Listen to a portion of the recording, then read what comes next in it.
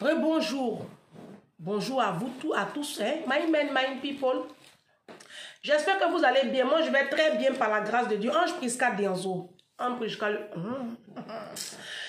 Prisca le blog, défibrillateur des réseaux sociaux. Est-ce que tu as pris ton tabouret? Je suis créatrice de contenu et j'aide ma communauté à changer son système de pensée.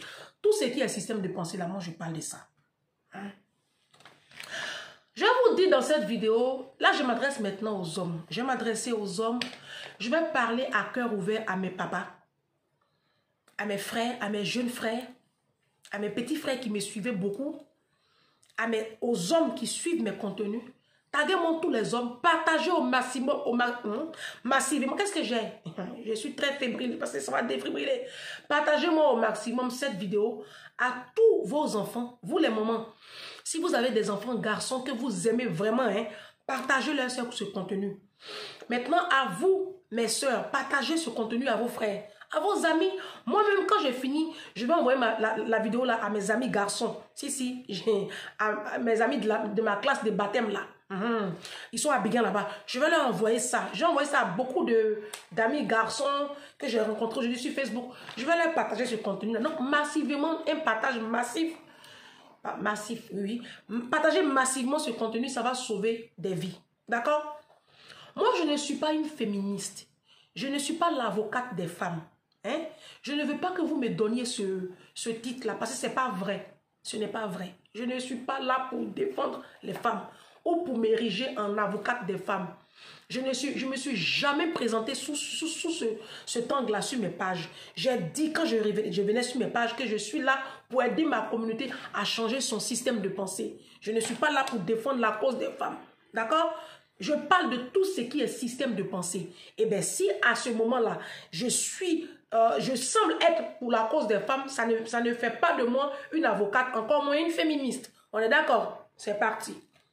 Je vous dirai dans cette vidéo pourquoi nos hommes africains meurent vite, meurent très mal et même quand ils vieillissent, leur vieillesse, ça fait pitié. Est-ce que vous avez remarqué que dans la communauté africaine, nos hommes meurent vite? Non, moi j'ai remarqué ça depuis très longtemps, hein. Quand j'étais encore très jeune, je l'ai remarqué, mais pardon, excusez-moi. Je l'ai remarqué et à chaque fois, j'en parle avec mes soeurs, mes copines, et puis on en rigole. Mais non, mais c'est sérieux. Moi, j'ai constaté que nos hommes africains, ils meurent très vite, dans la trentaine, dans la quarantaine. Et puis, ils meurent mal. Regardez même dans le showbiz ivoirien. Regardez comment les hommes là meurent très jeunes. Et puis, ils meurent mal.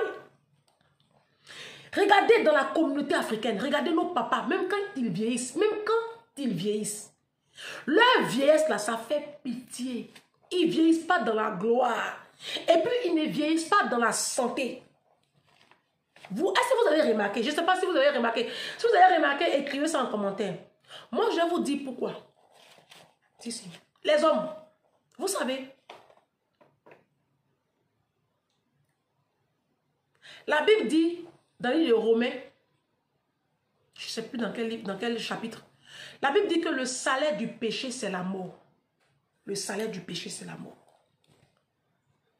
Les hommes africains, généralement, vous avez abandonné un enfant dans votre jeunesse. Vous avez enceinté une jeune fille. Et puis, cette jeune fille est venue vous voir. Je suis enceinte. Et puis, tu l'as abandonnée à son propre sort. Tu lui as demandé d'aller faire avortement. Elle dit, elle ne fait pas avortement, elle a accouché. Tu n'es plus retourné sur tes pas pour voir ce qu'est devenu l'enfant. Aujourd'hui, l'enfant a 10 ans. L'enfant a 15 ans. L'enfant a 20 ans. L'enfant a 25 ans. Tu sais que tu as un enfant dans la nature. Mais tu fais comme si tu n'as que 2, tu n'as que 3, tu n'as que 4. Mon frère, si Dieu te maintient encore en vie, c'est parce qu'il attend de toi la repentance. C'est par amour. Dieu t'aime. Il faut te repentir. Retrouve cette femme-là. Demande-lui pardon. Si tu peux la dédommager, fais-le. Demande pardon à ton enfant. Tu vas bien vieillir. Parce que si tu ne le fais pas, tu vas quitter ce monde de façon tragique. De façon tragique. Je dis de façon tragique. Et même si le Seigneur te permet de vieillir, tu vas avoir une vieillesse des plus malheureuses qui soient. On voit nos papas là, non? Est-ce que tout près est loin? On voit nos papas.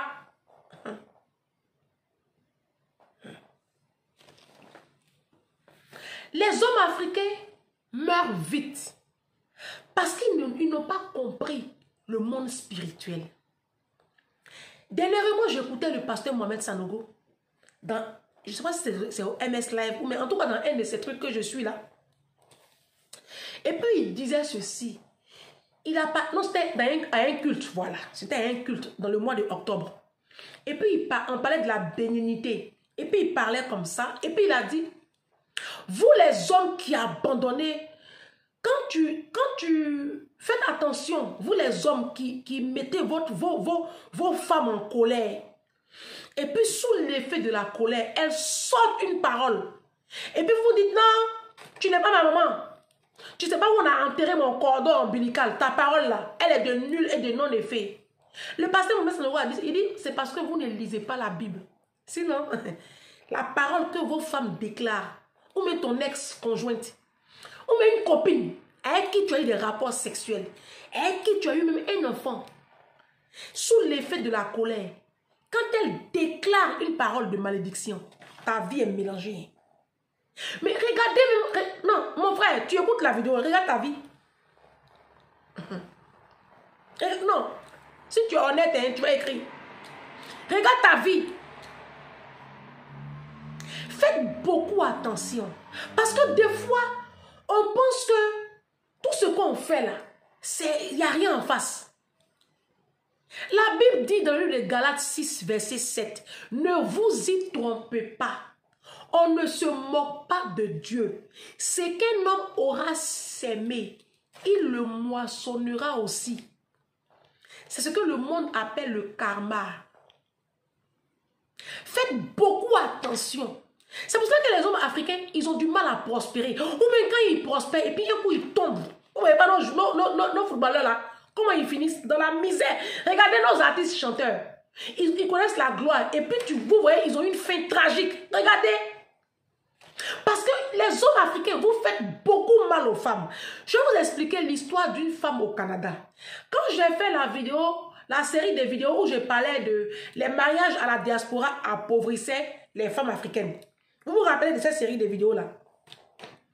Il y a une dame, une jeune, elle a dans les 45 ans comme ça, elle m'a appelé, elle est au Canada. Elle va se reconnaître si elle suit cette vidéo là. Elle alors, son histoire est très simple. Hein? Quand elle a rencontré son mari était ici en France. D'accord? Il était ici en France. Et comme aujourd'hui le Canada offre beaucoup plus d'opportunités, le Canada est plus rentable aujourd'hui que la France. Il a rencontré cette jeune fille-là, quand elle venait une fois en vacances, ils se sont rencontrés. Et quand il a su que la fille était au Canada, la dame est au Canada, elle a sa maison, elle a tout, il s'est collé à elle. Il aime. Regarde, le monsieur avait son plan. Très bien. La femme, elle ne sait pas. On ne peut pas savoir. Elle voit un homme amoureux, affectueux. Ok. Donc, elle fait le nécessaire, il se marie, elle fait son papier, tout. Au niveau du Canada, c'est un peu différent. Les papiers là-bas, c'est la femme qui se porte caution. Jusqu'à combien d'années, je ne sais même plus. Donc, elle s'est portée caution, le monsieur a eu ses papiers. Pendant que ses papiers étaient en cours, le monsieur, sa femme est tombée sa maman, pardon, est tombée gravement malade en Côte d'Ivoire. Donc, elle avait une tumeur, on lui a décelé une tumeur quelque part là. Bon, elle allait mourir si elle restait là-bas. La femme fait tout le nécessaire, elle fait venir sa belle-mère. Elle arrive au Canada, la femme, elle la reçoit, elle donne une chambre, tout. Dans la chambre d'amis, elle reçoit sa belle-mère pendant 3 mois. Elle soigne la femme avec son argent, avec son assurance. La femme, sa belle-mère est sur les pieds, sur pied. La belle-mère retourne avec les courses, tout. Les superbes. Oh, quelque temps après, le monsieur, son comportement commence à changer. Il va en Afrique. Il contracte là-bas une femme. Il a marié là-bas d'autres. Et elle découvre dans son téléphone, j'avais raconté cette histoire-là, elle découvre dans son téléphone qu'il a épousé une femme dotée. En fait, on lui a envoyé, elle a eu l'écho, elle se voit fouiller le téléphone, elle découvre qu'effectivement, il a eu une femme qui a été dotée. Elle confronte son mari, et puis il lui balance au visage. Oh, tu m'emmènes, je fais quoi avec toi-même, c'est forcé, amour là, c'est forcé. C'est forcé, si je t'aime pas, il t'aime pas. Et la femme, ils ont eu un enfant ensemble, une fille. Elle s'est sentie tellement blessée, tellement blessée, qu'elle a sorti une parole. Elle dit, je vais lui donner un nom comme ça, elle dit, Paul, si c'est pas moi qui t'ai enlevé de la misère de la France là, sécurité que tu faisais en France et puis on te payait 1400, 1500 là, et puis aujourd'hui toi tu touches 4000 $, 5000 $ là. Si c'est pas moi qui t'ai donné ce statut là, si c'est pas moi qui ai sauvé ta maman de la mort certaine, toi, 50 ans va te trouver sur la terre.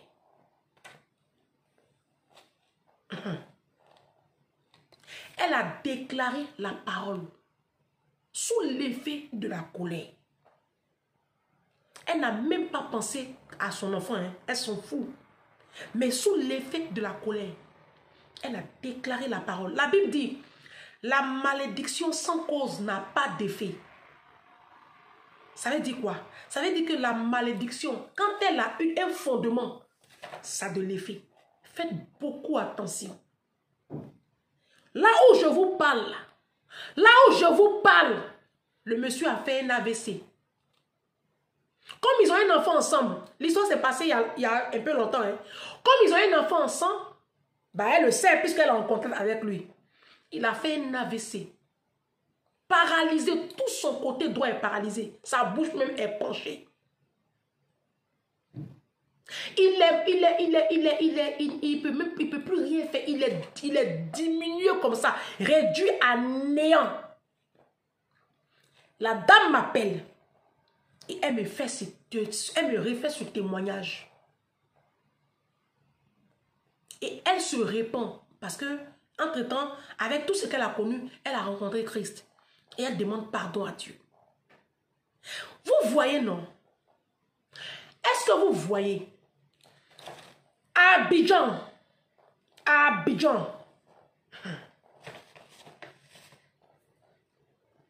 Il y a une histoire qui s'est passée à Abidjan. Je vais essayer de masquer un peu l'histoire. C'est l'histoire d'une jeune fille que je connais bien, c'est ma petite soeur. Elle a passé 15 années avec un homme, avec qui elle a fait un enfant. L'homme là l'a laissé comme ça dans la maison. Et puis il a laissé marier. Sous l'effet de la colère, elle a déclaré la parole. Il est au cimetière, hein. Il est à Williamsville, là où je vous parle. On l'a enterré. L'année dernière, là. Moi, je ne suis pas une menteuse. Les hommes, faites attention. Faites attention. Et vous, mes soeurs, ne participez pas à cette malédiction-là. Un homme qui a laissé sa femme avec 3, 4, 5 enfants, n'allez pas avec lui, hein. Et n'allez pas avec lui. Ça, c'est le conseil que mon pasteur, mon père spirituel, le pasteur Mohamed Sanogo nous donne à vase d'honneur. La Bible dit, retourne vers la femme de ta jeunesse. La femme avec qui tu as eu 2, 3, 4 enfants là, il faut retourner avec elle. Moi, péché comme ça là, moi, Ange Prisca Déonzo, je ne peux pas prendre. Si tu es veuf, ça c'est une autre chose. Si tu t'es séparé dans des conditions que je vois la vérité, que je vois que c'est l'autre partie qui n'a pas... Ça c'est autre chose. Mais même ça encore, je vais peser le pour et le contre. Parce que moi, regardez mes soeurs, aujourd'hui vous êtes dans des foyers. Mais vous souffrez. Vous souffrez beaucoup, vous n'avez pas la paix. Parce que tu es sur une malédiction, tu es assis sur une malédiction. Nos hommes africains, vous mourrez mal, vous quittez la vie là mal, parce que vous faites mal sur votre chemin. Vous maltraitez vos épouses, vous les trompez. Vous ne savez pas que quand tu es infidèle à une femme, vous ne savez pas que c'est nous les femmes qui ont pris pour vous. C'est la femme c'est la sentinelle du couple. C'est vos épouses là qui prient, et puis Dieu vous élève. Donc arrangez-vous à ce qu'elles soient heureuses, épanouies. C'est comme ça que tes affaires vont prospérer. Ta vie est bloquée parce que tu as à côté de toi une femme qui pleure, son oreille est mouillée, nuit et jour. Tu ne peux pas prospérer. C'est biblique ce que je dis. Hein. C'est biblique, c'est parce que tu ne lis pas la parole de Dieu. Ceux qui ont compris ça, les hommes qui ont compris ça, ils vieillissent. Et puis la vieillesse là, elle est glorieuse. La vieillesse, moi je connais un papa qui est en train de vieillir dans la gloire. Parce que jusqu'à présent, il est avec sa femme. 35 ans de mariage, il est avec elle. Avec son sale caractère là, il est avec elle. Parce que lui, il a compris les principes du monde spirituel. Vous pensez qu'on se lève comme ça pour laisser une femme? Laissez-les. Vous allez voir vos vies. Vidéo combien? Série de combien? 4 vidéos? 3? Je ne me change pas ici à mon poste. On se dit à demain ou à... Je sais pas. Ciao.